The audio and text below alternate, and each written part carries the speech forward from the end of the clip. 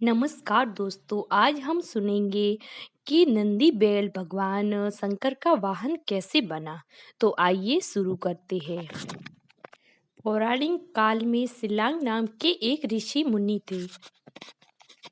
वो तपस्या करते थे और ब्रह्मचारी थे। वो ब्रह्मचर्य का पूरा पालन करते थे और तपस्या करते करते वो ऋषि मुनि को बुढ़ापा आ गया था। फिर उनको एक दिन चिंता सताने लगी कि मेरी मृत्यु के बाद मेरे पुत्र नहीं हैं, इसलिए मेरा वंश ही समाप्त हो जाएगा। इसलिए उन्होंने संतान प्राप्ति के लिए भगवान इंद्र की घोर तपस्या की और उन्हें प्रसन्न करने की कोशिश की। उसकी इन तपस्या से भगवान इंद्र प्रसन्न हो गए और उन्होंने साक्षात ऋषि मुनि को दर्शन दिए। फिर इंद्रदेव बोले, हे ऋषि, मैं आपकी तपस्या से बहुत ही प्रसन्न हो गया हूँ। बताइए आपको क्या वरदान चाहिए। फिर ऋषि ने कहा कि हे मुनिवर, मुझे ऐसा पुत्र दो जिसको मृत्यु छू भी ना सके। फिर इंद्रदेव बोले कि ये तो मेरे वश में नहीं है और ये कार्य मैं नहीं कर सकता हूँ। इस कार्य के लिए आप देवाधिदेव महादेव के पास जाइए, वो आपकी इस मामले में मदद अवश्य करेंगे। फिर ऋषि फिर से भगवान महादेव की भक्ति करने के लिए तपस्या करने लग गए। वो ऋषि घने जंगलों में बैठकर कठोर तपस्या करने लगे और कई वर्ष बीत जाने के बाद भगवान शंकर ने उनकी कठोर तपस्या से प्रसन्न होकर उनको दर्शन दिए और बोले, हे ऋषि, आपकी क्या समस्या है।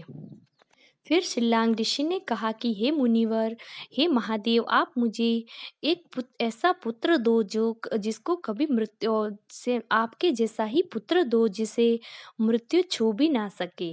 फिर भगवान शंकर ने कहा कि हे शिलांग ऋषि, वैसे तो मैं पूरे जगत का पिता हूँ, परंतु आप मेरे पिता बनोगे। मैं तुम्हारा अयोनिज पुत्र होऊंगा और मेरा नाम नंदी होगा। फिर भगवान महादेव वहां से अंतर्ध्यान हो गए और शिलांग ऋषि भी खुशी खुशी अपनी कुटिया में चले गए। और कुछ समय बीतने के बाद ऋषि शिलांग भगवान महादेव का यज्ञ कर रहे थे और उस यज्ञ करते समय उस यज्ञ में से एक बालक की उत्पत्ति हुई। वो बालक बेहद ही आकर्षक और तेजस्वी था।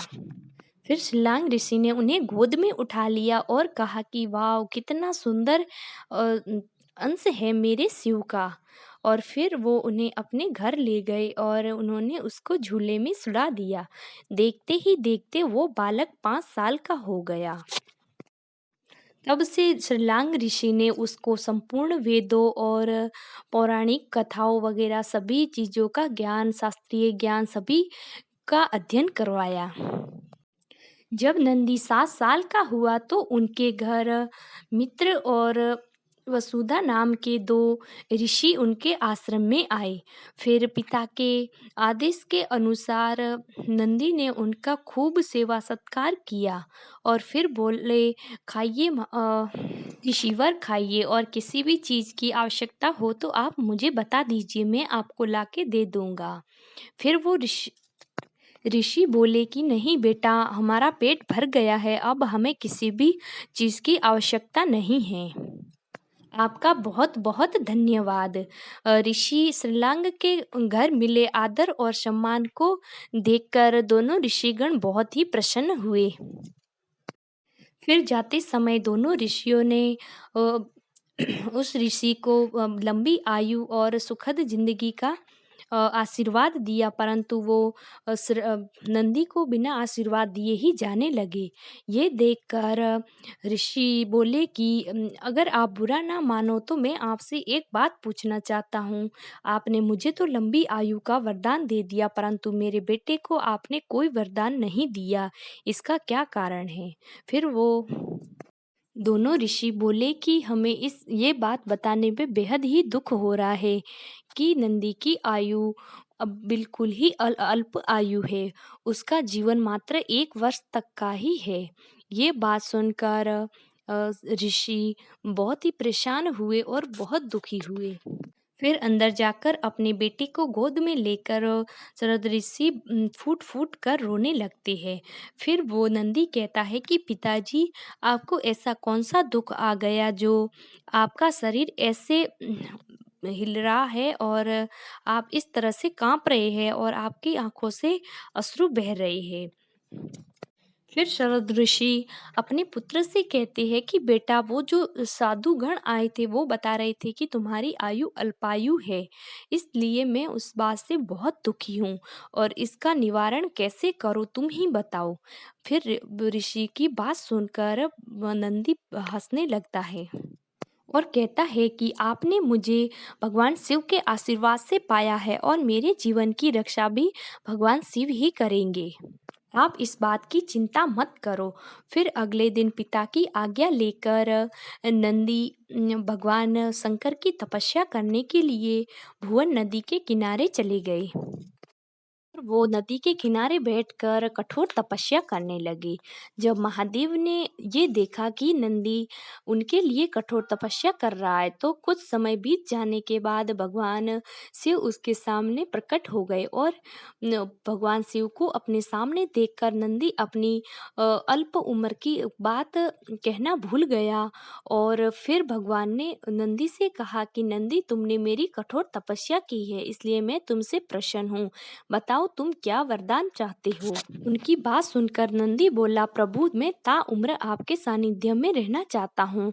आप मुझे उम्र भर के लिए आपके चरणों में स्थान दे दे। फिर महादेव बोले, हे शरद नंदन, तुम्हें मृत्यु का भय कहाँ है? तुम तो मेरा ही आशीर्वाद हो और तुम सदैव ही अजर अमर रह के मेरे ही समीप रहोगे।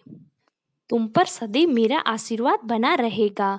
तुम पर जन्म मरण आदि को अपना कोई भी प्रभाव नहीं डाल पाएंगे।